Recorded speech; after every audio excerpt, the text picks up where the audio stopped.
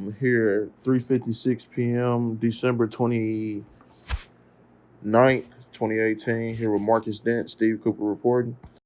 Just talk to me a little bit about the Heat 7 team heading into the new year.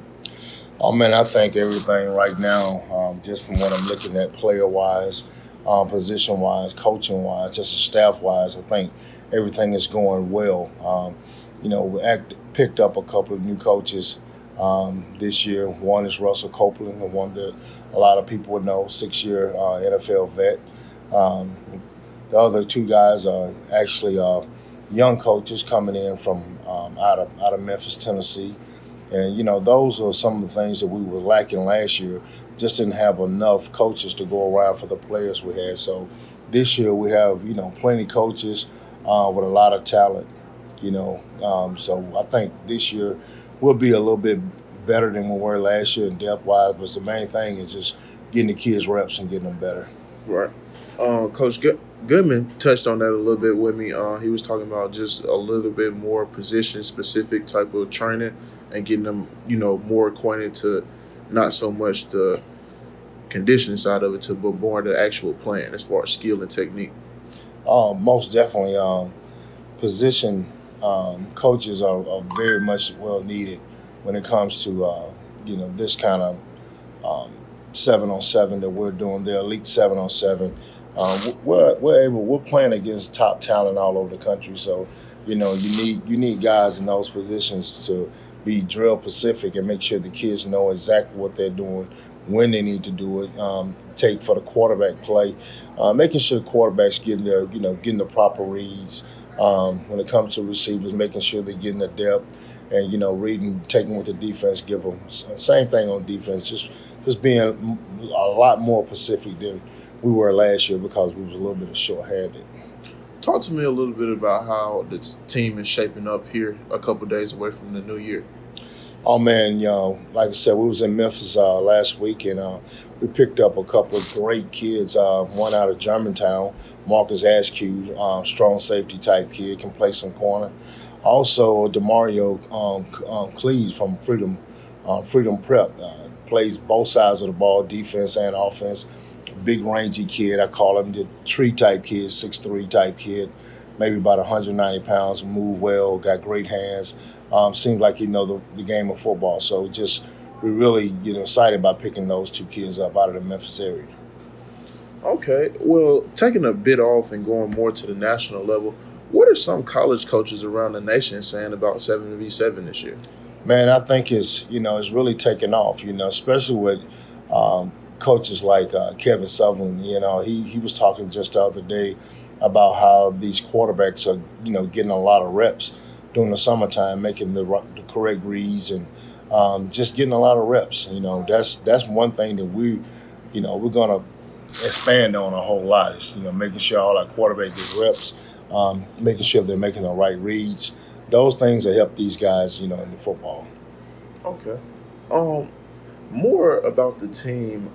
Heading into this year, I had a time to talk to multiple of your coaches this year. What are some of the goals that we're setting for these athletes on and off the turf this year? One of the goals that we're setting, we want to be able to win some tournaments. But number one, we want the kids to get high reps. We want to also get the kids into different places where they can be seen by some of the writers, so they can kind of get a little bit more exposure than what they're getting normally with the high school coaches. Or just playing high school football. We want to be able to get them on another level. For an example, you got a 2A kid, he's not going to play against a 6A kid. So, getting these kids playing against top competition. And so some of these coaches, some of these at the high level, Power 5, FCS, whatever it may be, able to see some of these kids and give them opportunity to play on Saturdays. Okay. Bouncing back here to Mississippi for a second. Give me your thoughts on what you think about the development of sixth grade through eighth grade athletes here in the state. Oh, that's an easy one. Being involved in the FBU, we're able to see a lot of middle school kids, which I'm the FBU team director for the state of Mississippi. We had 4 kids represent the state of Mississippi in Adidas freshman All American game. sponsored by FBU. So, it's growing. You got guys like the Wolfpack down in Jackson, Mississippi that are doing great things with middle school kids. So, I think right now the sixth through ninth grade is hot in Mississippi, and I think it's going to continue to grow. One thing I see this year with your team is a 15U team. Tell me a little bit about that, and how do you think that's going to help development of athletes throughout the state? Man, that's going to be special. We got some really good young quarterbacks out of Oxford and ones out of North Panola. Those kids both of them have a super arm. And, just think about the time that they have. They have, 3 or maybe 4 years to play with us. And it's more of our developmental team. Being 15U, mostly going to be sophomores and freshmen. So we'll get a chance to be around these kids for a long time and hopefully help develop these kids into better football players. What do you think about the outlook of 7v7 here in the state of Mississippi this year? I think it's going to be exciting. Right now I know of us and Mississippi Grind, and I think Mr. Davis has got a team that he's trying to put together. So I think this is growing.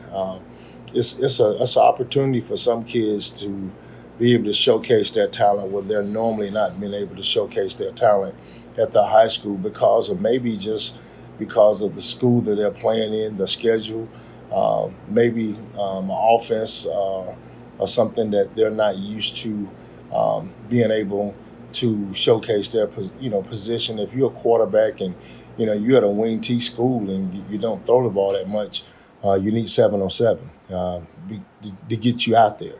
We're going to play some places that's going to be real when it comes to I say media-wise, some real high-depth media people. Like we played last year at the Pylon, had SEC Country, 24/7 Sports, and Rivals.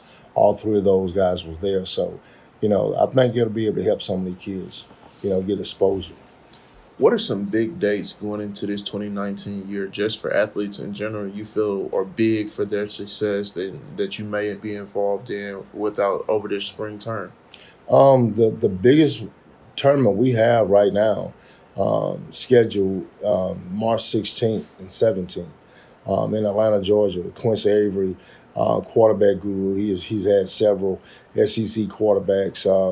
We went last year. It was approximately about maybe 40 to 50 teams, and that's kind of what we built our identity at. So we'll make sure we're going back this year. I'll talk to Quincy, and he said he's close to having 100 teams this year. So it's going to be interesting going back there and playing against those top teams. The last year we played against Cam Newton team, only lost by 2 points.